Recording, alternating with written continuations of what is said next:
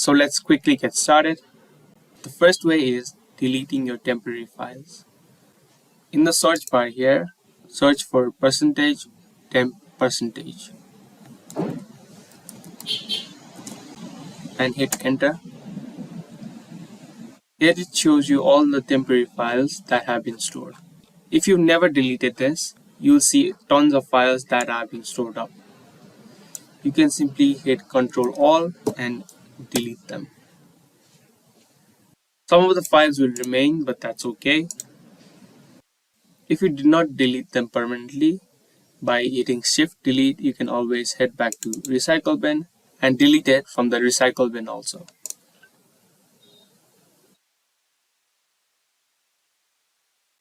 The next way to clean up space is to use Disk Cleanup.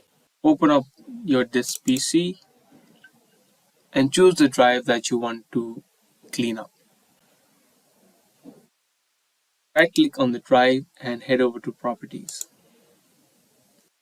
Now here you'll see an option for Disk Cleanup. Click on that and it will calculate the space that it can free up.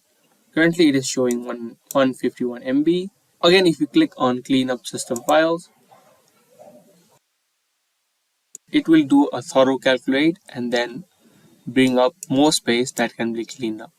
Here you can see all the checked boxes are the files that will be cleaned up. Then you can click on OK.